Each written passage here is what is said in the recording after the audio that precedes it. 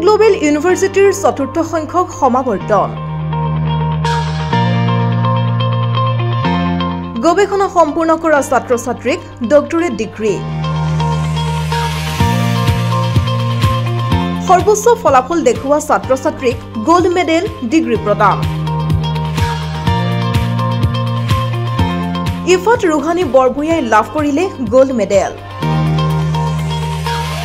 জাক জমকতাৰে royal global ইউনিভাৰ্চিটিৰ চতুৰ্থ সংখ্যক সমাৱৰ্তন সফলভাৱে অনুষ্ঠিত হয় কালি দিনজোৰা কাৰ্যসূচীৰে বিশ্ববিদ্যালয়খনত অনুষ্ঠিত সমাৱৰ্তন কাৰ্যসূচীত ৰাজ্যৰ লগতে বিভিন্ন প্ৰান্তৰ শ শ ছাত্ৰ-ছাত্ৰী উপস্থিত থাকে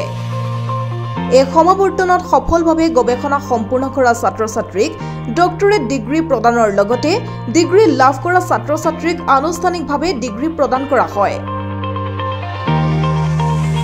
বিশ্ববিদ্যালয়খনৰ পৰা কলা শাখাত ইংৰাজীত মেজৰ সহ উন্নত ফলাফল দেখুৱাবলৈ সক্ষম হোৱা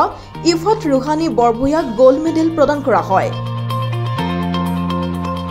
বৰ্তমান নতুন দিল্লীৰ জেএনইউত স্নাতকোত্তৰত অধ্যয়নৰত ইফাত ৰুহানী সৰুৰে পৰা অত্যন্ত তীক্ষ্ণ মেধাসম্পন্ন আৰু বিনয়ী স্বভাৱৰ ইফাত ৰুহানীৰ পিতৃ আতিকুৰ ৰহমান বৰভূঞা হ'ল মহালক্ষ্মী গ্ৰুপ অফ কোম্পানীৰ অন্যতম সঞ্চালক আৰু মাতৃ ইয়াসমিন আৰা ৰহমান দৰঙৰ বিদ্যালয়সমূহৰ পৰিদৰ্শক নিউজ ডেস্ক প্ৰতিবিম্ব লাইভ